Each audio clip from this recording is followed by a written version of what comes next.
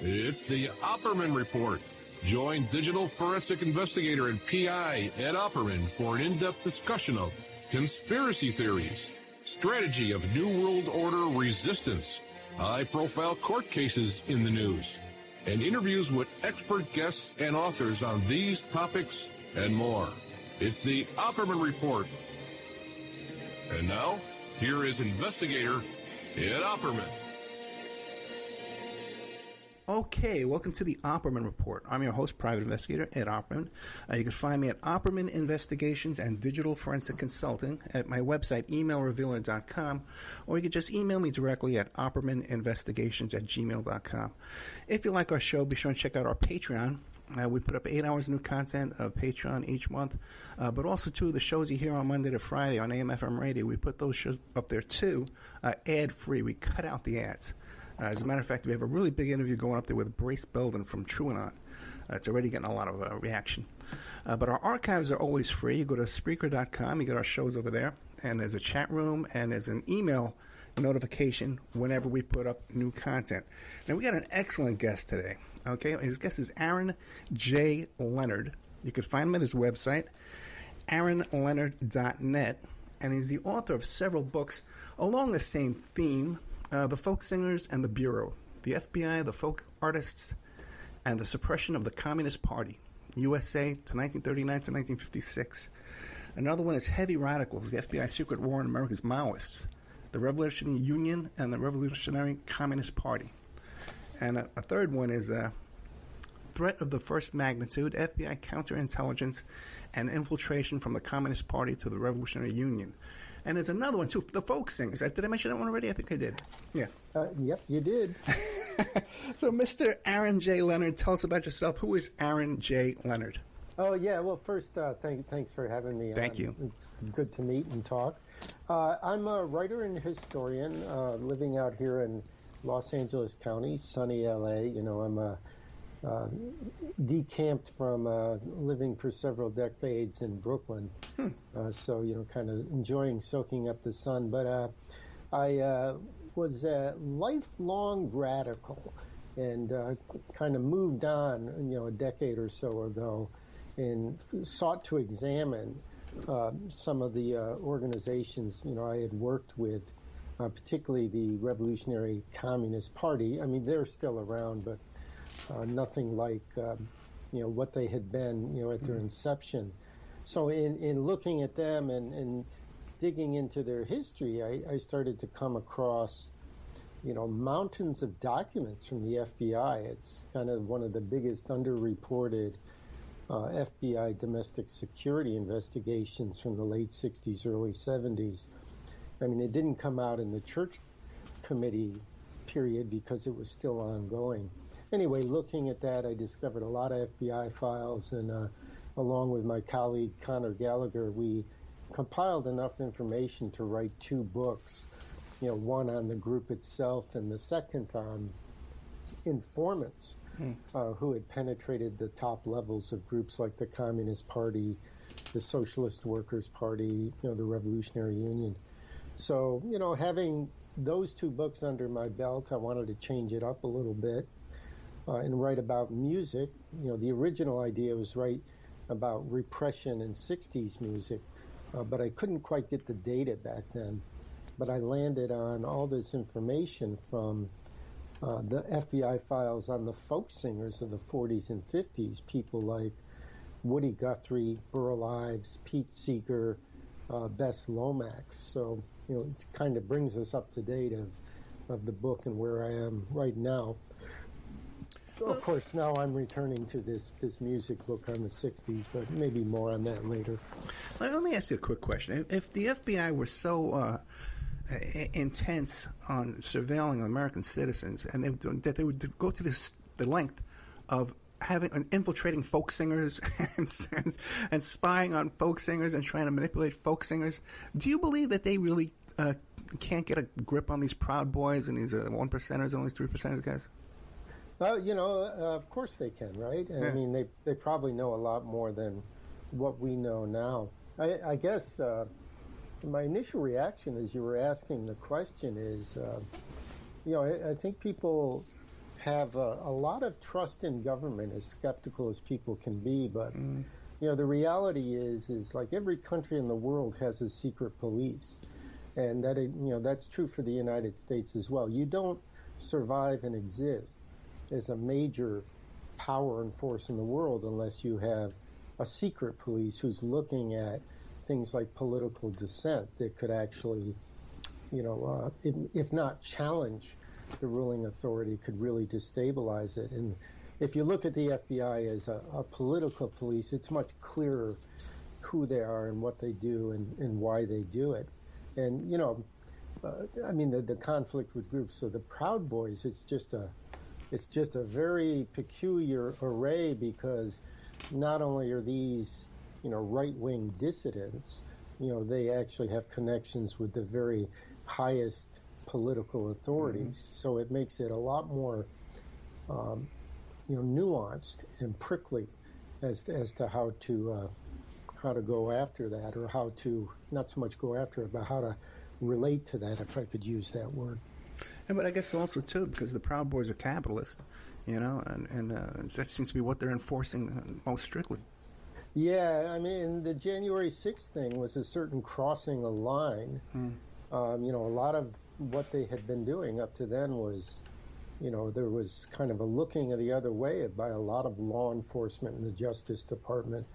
But, when you start going into Congress and actually attacking, elected political officials, it becomes a whole different thing. But even there, it's, there's this bizarre scenario that, who was it, Matt Gaetz, I think the day of or that evening started saying, oh, it was Antifa. Yeah. This absurd lie. But these people, they got no shame, do they? That's the truth, man. That is the truth. They look you right in the face, man. So where do you want to start with all this? I'm kind of fascinated about the folk singer aspect of it. Yeah, well, it's interesting because my musical core is kind of boomer music and 70s music, David Bowie, Lou Reed, but big appreciation of Bob Dylan, Grateful Dead, and the Beatles. So the folk singers was not my thing. I had a vague sense of it and a vague appreciation.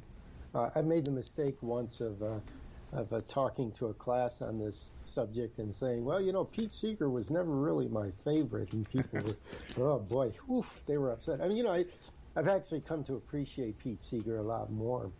But these folk singers in the 40s and 50s, without them, they were excavating this quintessential American music, from Appalachia, Mississippi Delta, and the cowboy songs of Texas. They excavated this music, and it actually, in the mid to late 50s, there was this whole folk revival that actually, in turn, evolved up into the, counterculture, folk rock and things like that. So, there's a continuity, or an evolution, if you will, whereas when you unearth good things and they're valuable, they tend to get passed along. So, looking at the work of Pete Seeger and Woody Guthrie, for example, I came to appreciate it a lot more. But then when you look at these guys, the way I landed on this was, so I was going to write this book about the FBI and rock music in the 60s. Did they have files on Jefferson Airplane or MC5, Sam Cooke, Nina Simone? And I tried to get some files, and, I wasn't getting anything. The FBI's, Sam Cooke's file, they say it was destroyed. Nina Simone, they say they can't find it. So I can't write this book without these files. As it turns out, I've since had some success, but so I'm trying to write this book about the 60s, and I'm reading this book by Sean Wilentz on Bob Dylan in America, I think it's called. And he's talking about Woody Guthrie. And I'm reading it, and I'm saying, naively, I think a lot of people already understood this. I'm like, wow, this Woody Guthrie, he must have been a communist. Not just a populist, but a, card-carrying communist. So I sent off and got his FBI file. It came quick because somebody had already gotten it. And I'm reading through it, and I'm like, whoa. They've been following this guy for decades. I mean, they didn't prove he was a communist. I'd since come to understand, Guthrie was probably in the party for a short period around maybe 1941, 1942, but he had discipline issues. Anyway, so I get his file, and I'm thinking, well, that's interesting. I'd read somewhere that Pete Seeger's file had been released, so I asked for that, and that came. And I said, well, this is really interesting. Let me ask for Burl Ives' files, because I know he had been, Burl Ives is Sam the Snowman from Rudolph the Red-Nosed Reindeer. I knew Burl Ives I knew he'd been called in front of the House Committee on Un-American Activities. So I got his file. Whoa, that was interesting. So then I looked at all these, they're called left-wing folk singers, Bess Lomax, Sis Cunningham, Millard Lampel. They all have files, on down the line. And the thing they have in common is they're either in the party or, pretty close supporters, what the popular culture calls fellow travelers. So, I realized I've got a book. And that is actually how this evolved. Well, Guthrie used to have a sign on his guitar that said, "This machine kills fascists." So that was probably enough to put them over the line. It's a trip. The FBI, they have their headquarters files. These are the things that are stored in Washington. Yeah. And they tend to be the PG version of the files, right? It's the stuff that they really have to keep. But if you can get access to the field office files, and in Guthrie's case, I got access to his New York and Los Angeles files because he had lived in both locations, and nobody had ever gotten them. And so there's a lot of material in the book on that. And in his... I believe it's the New York file. There's pictures of him holding that guitar, and it's a posed photo, of Guthrie standing out, almost like a publicity shot, with "This Machine Kills Fascists." But the thing about it is it's taken in Spokane, Washington, and as near as I can tell, it's taken by an informant. It's not published in the papers. It's in the FBI's file. So... they're really looking at Guthrie. They're very concerned about him. Of course, the complexity is that the Communist Party in the 40s are, more pro-war in terms of World War II than, many facets of the U.S. Social structure. So they actually have a common cause with the Roosevelt administration in that period, and there's a fair amount of tolerance for the Communist Party. I mean, not embrace or acceptance, but they were happy to have the support in waging World War II, which was this totally fierce and astonishingly awful historic event.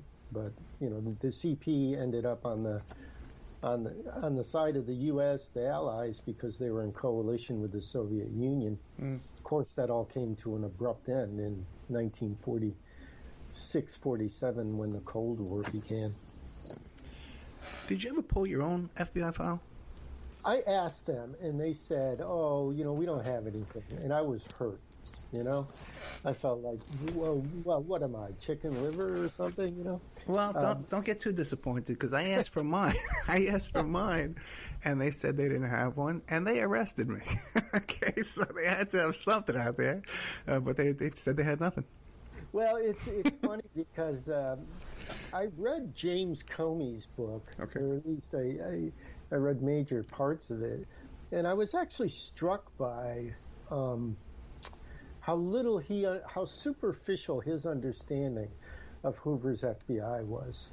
I mean, it's almost like he's restating some of the media tropes about the abuses under Hoover and stuff, which is to say, I think even in today's FBI, they don't understand what they have. I mean, I subsequently got some files where I actually am referenced because I had been arrested in a political demonstration. The charges were dropped because, I actually wasn't breaking the law.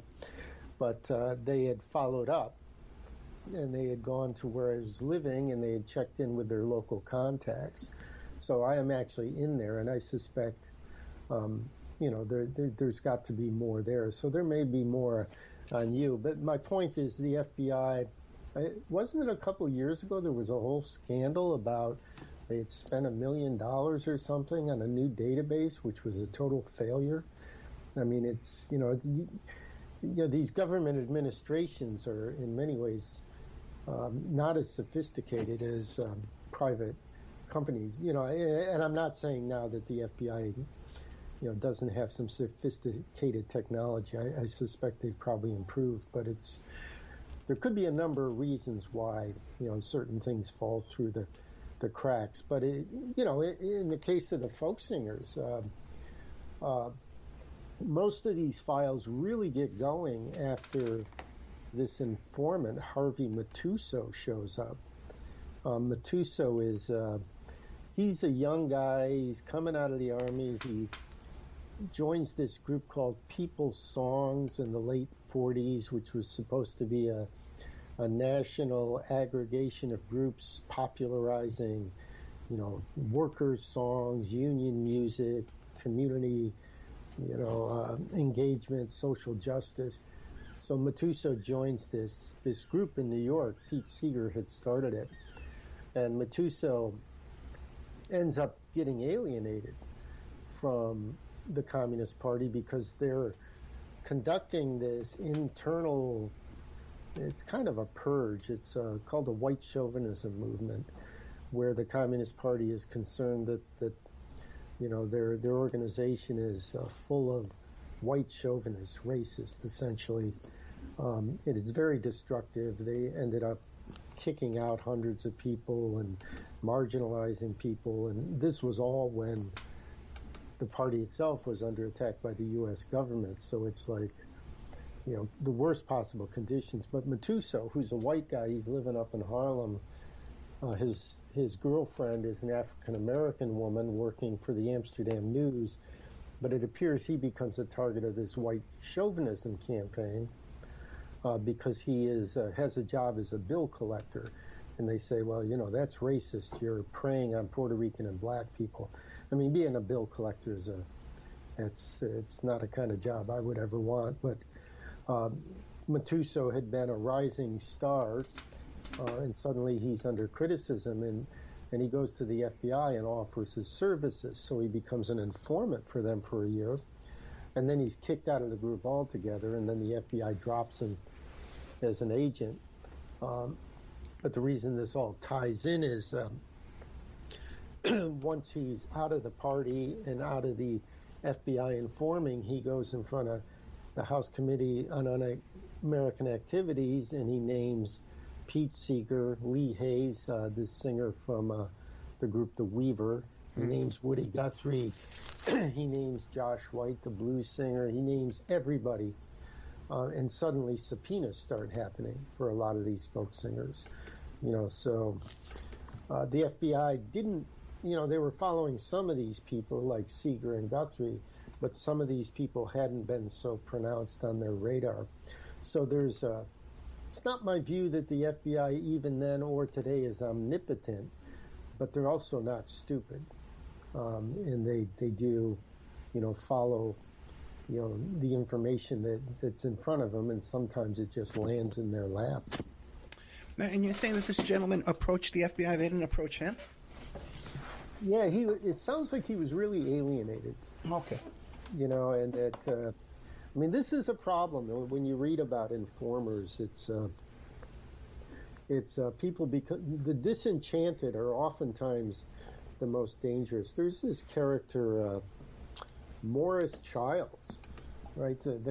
He's not a folk singer, but he was a Daily Worker editor. He had a high position in the 40s. The Communist Party's newspaper was the Daily Worker. Morris Childs he fell out on the wrong side of what they call a two-line struggle. You know, the party had pushed out the former leader, Earl Browder, because Browder was getting a little too comfortable working with the capitalist class. I mean, you know, the Communist Party in the 30s and 40s, I mean, they supported the Soviet Union, but a lot of their politics were social democratic. You know, we want stronger unions, we want Social Security, we want unemployment, we want health care. I mean, it wasn't revolutionary communism. So Browder was aligned with this more social democratic strain. And, you know, turns in the world, Stalin kind of said, no, we're not doing that social democracy. We need countries and we need communist parties in power. And Browder came under attack. This guy Morris Childs had been aligned with Browder, so he went out of favor. And he had heart problems. He was sick. His wife left him because his politics were on the wrong side of this struggle. So this guy is just kind of laying up in bed, sick. You know, his friends won't talk to him anymore. He's totally alienated. The FBI got wind of it, and they went and visited him.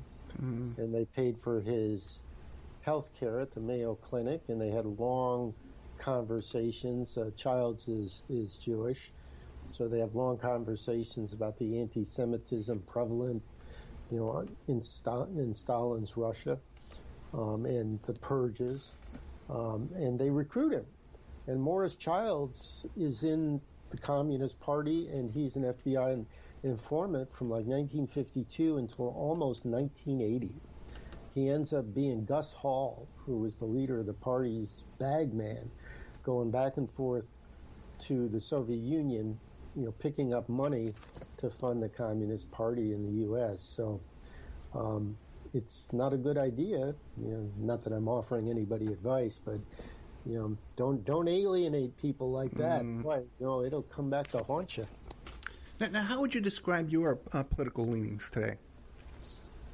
I'm all over the place. I mean, I guess I'm on the left. I anti-capitalist, but I'm organizationally not affiliating, and I think I actually have as a center principle I'm not going to affiliate with any organization. I spent a lot of my adult life being a hardcore political activist, and have no interest in that whatsoever. I just feel like it just didn't work, and I'm not quite sure how one makes it work. But I think I'm generally, you know, on the left of things, but I'm mainly what I am is a writer and historian. So I'm very interested in the 20th century, or you know, the 20th century U.S. history from like the 40s into the long 60s especially. And I'm very keen to look at this and get at what's there, and looking at it maybe in a way that I was never able to, or perhaps many people haven't yet been able to look at it and try to understand it. I've found an awful lot of information in the FBI files, but there's also an abundance of information in congressional hearings where, you know, people are under threat of perjury, so generally they're either going to tell the truth or they're going to shut up. So you can garner a lot from that, and there's an awful lot of memoirs. So there's a lot there to go back and look at it and start to get a different picture of things. You know, this Folksinger book is a pretty keen example. I mean, and you know, some of the myths, some things that you thought were solid, to paraphrase Marx, they melt into air when you actually look at some of the more specific details and such. But I'm hoping, you know, with my writing that I'm introducing people into some things that are interesting, things they may not have known about, but also I'm keen to promote and learn myself a methodology that kind of puts aside having a preconceived notion when going into something. It's, you know, there is a tendency I've seen, it's all over the place on the left and right, of the research is out to prove a point. And if it doesn't prove a point, then the research stops. And my thing is more like, follow the research where it takes you, and then, try to assess it. And if it takes you to a place that makes you cringe a little bit, well, that's just reality, Yeah, I totally agree. I totally agree with that. That's my same philosophy as well. A quick question, though, before we go to a break. Now, your field of study here is unique. FBI, surveillance, infiltration, provocateurs. When you look back at your own activism, do you see now, you look back and say, oh, man, this guy was right in front of me. He had to be an agent. Well, yeah, I did. Unfortunately, I've not been able to garner evidence like, looking in the file and say, aha.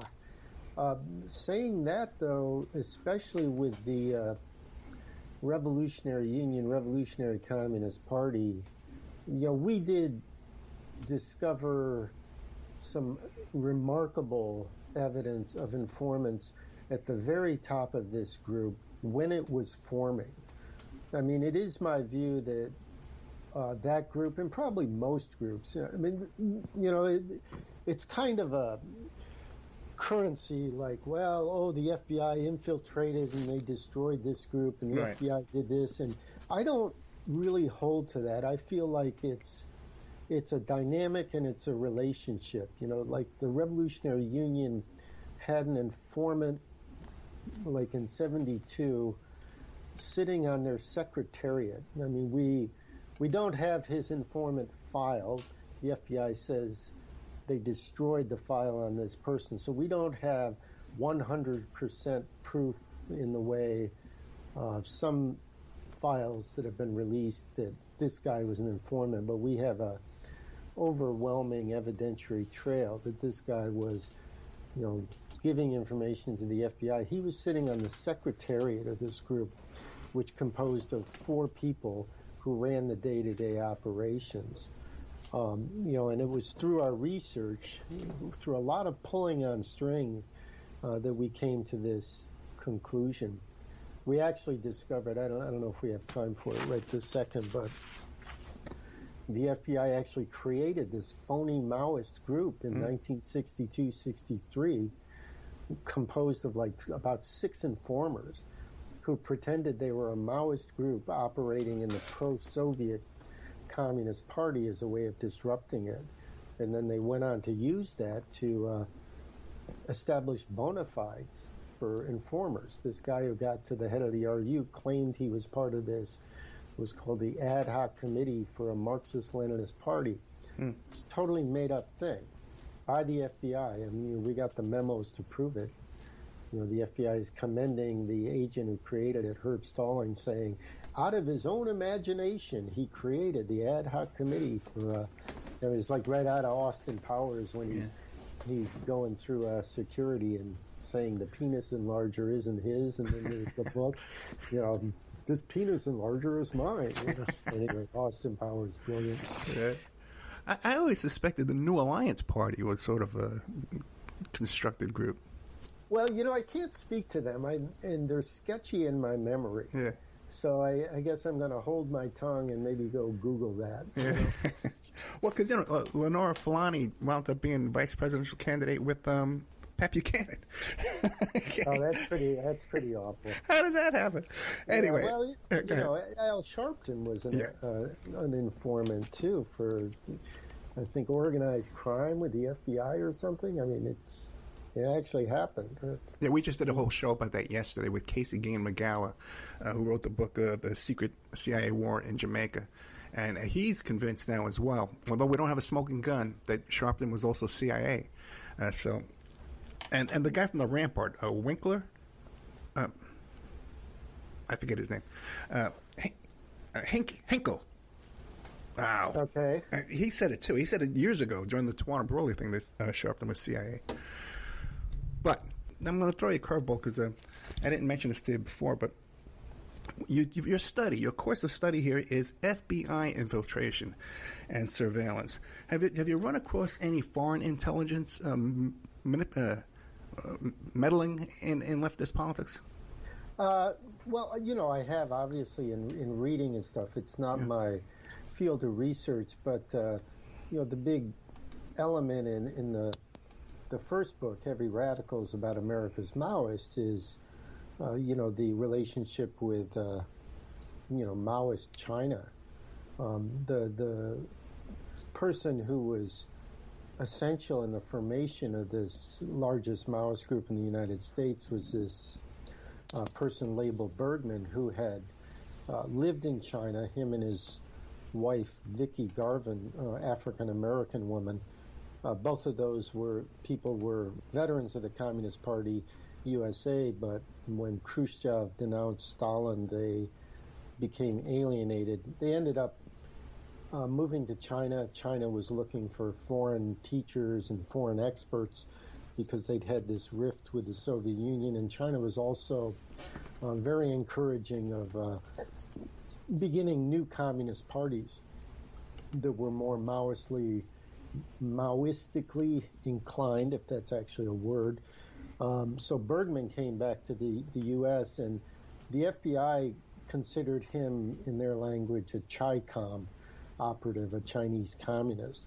So, I think that's, not true. I think Bergman was, interested in the United States. He considered himself, his fundamental interest was revolution in the United States. He wasn't just carrying out the behests of a foreign power. But as far as the FBI was concerned, their Bergman investigation, which encompassed probably close to 1 million pages, we actually don't have his full file.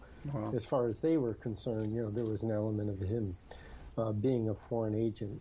It all gets very involved. I mean, counterintelligence is essentially to try to keep foreign agents from undermining your society, as well as, it's a proactive intelligence. It's, as opposed to just gathering information, counterintelligence is attempting to disrupt you. I mean, it's almost a warfare model of intelligence. It's not just this benign, we're going to tap your phone and transcribe the interview or something like that. Gotcha. Now, if people go to your website, aaronleonard.net, you have some new exclusive groundbreaking information about the murder of Fred Hampton? Yeah, it's Fred Hampton is, the character in Judas and the Black Messiah, which is up for Best Picture on Sunday, the Academy Awards, and the two lead actors, I believe they're both up for supporting actor roles. Excuse me if I'm misstating that. But so Fred Hampton was killed in December 4th, 1969. He was killed by the Chicago police in a raid. The Chicago police had the help of the FBI because an FBI informant gave them a floor plan of the house they were raiding. So the FBI and the CPD, both, essentially have that blood on their hands. I mean, Hampton was killed, as he lay in bed. He wasn't shooting at them. There was no matter of self-defense for the police. It was just brutal. It was probably payback for an incident a month earlier where a Panther had been killed and 2 Chicago cops had been killed. So I went to my mailbox here in California on December 4th, 2020, the 51st anniversary of the killing of Fred Hampton, and there's a little hardback brown envelope with a compact disc, and it's a file I had asked for 5 years earlier for Special Agent Roy Martin Mitchell. I had requested his personnel file because I was doing some research on the FBI in Chicago, a project that didn't really come to fruition. So I load up the disc, and, I'm looking at how much Roy Martin Mitchell weighed throughout the years for his yearly physical, what his blood pressure was, and, how he had evolved in the hierarchy, his different promotions. And then there's this memo from just a couple days after Fred Hampton's killed, and it's directed to Roy Martin Mitchell, basically commending him for his work on a special sensitive area for the FBI. and it's giving him a $200 bonus. Wow. And at the bottom, it's typed in, related to the Black Panther Party. So it's clearly a commendation for his work in supplying information to the Chicago police via his informant for the murder of Fred Hampton. I actually reached out to the lawyers Jeffrey Haas and Flint Taylor.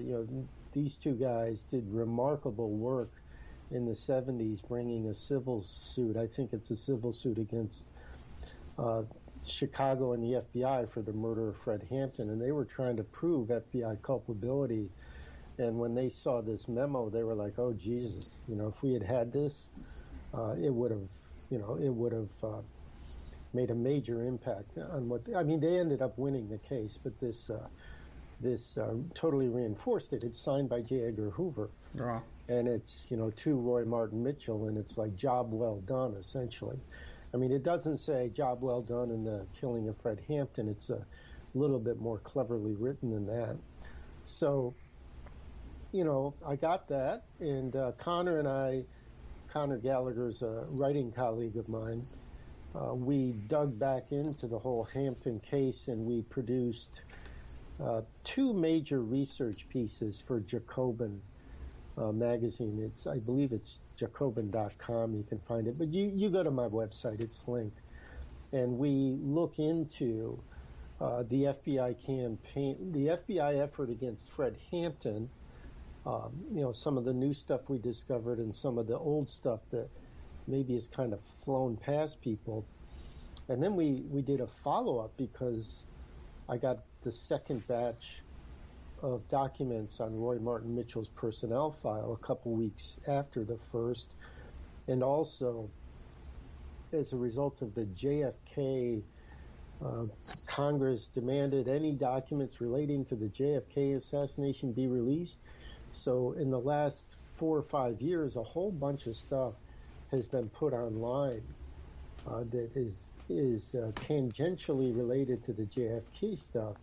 And in that is this hundreds of pages on the counterintelligence program against the Chicago Black Panther Party. So there's a lot more information about what the FBI was doing against the Chicago Panthers, both Hampton and the group as a whole. So, we've got these two major research pieces that I think add an awful lot more to the story. If people saw the film Judas and the Black Messiah, I think it's a fine film, but it is a film. It's not history. It's drama. It's art. And if you really want to understand the Fred Hampton stuff, I'm afraid you're going to have to do some work. If you just take the film itself as history, you're going to be a little confused, because of, the obligations of art are not the same as the obligations of history. But yeah, so we've got two major things that they get into that. It's all very interesting. I can talk more about that if you like, but. Yeah, this is all on aaronleonard.net. If you go to the other writings page, the top 4 or 5 documents, they're all fresh off the press. It's 3/31, 2021. It's like brand new stuff.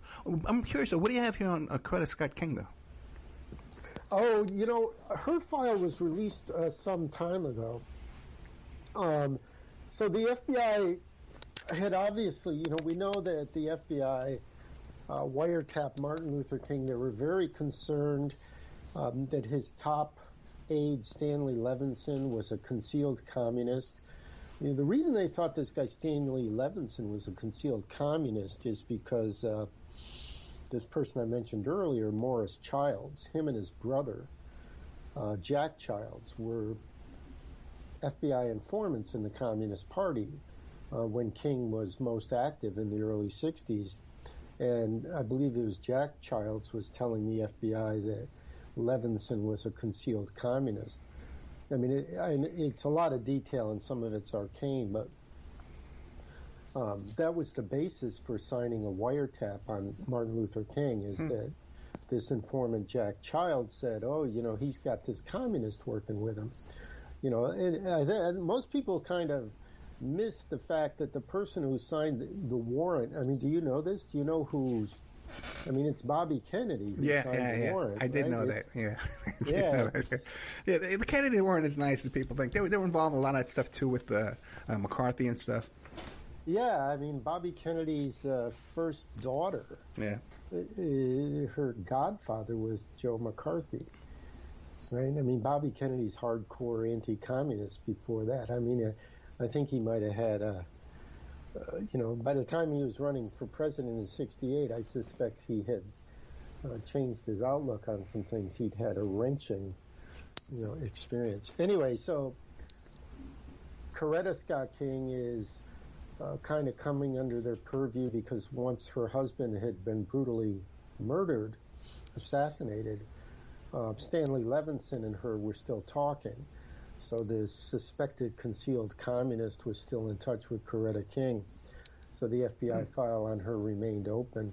But at this point, the FBI is more concerned that something bad happened to Mrs. King, because they, when Martin Luther King was killed, there were riots in every major city in the U.S., and they did not want to have anything to do with that happening with her. So they're actually concerned about her security, but they were also, monitoring her. I mean, it was, spying and intrusiveness.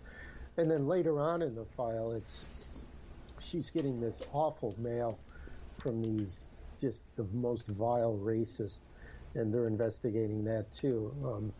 So, it's a very interesting thing. It's almost paradoxical. I mean, they're, on the one hand, they're investigating her because they're very worried about communist ties. On the other hand, they're, also having to deal with the fact that she's a hugely important public figure, and if something bad were to happen to her, that would be potentially catastrophic nationally and socially. So it's interesting stuff, but that's on truthout.org. There's an article on Coretta King. Just Google Coretta King and Aaron Leonard. It should come up. Also, I think there's a link on my website, too. And to kind of take things full circle, and then later on it was Al Sharpton who brought Coretta Scott King to the box at the Republican convention where George Bush was being for his re-election there. Al Sharpton is, some of these.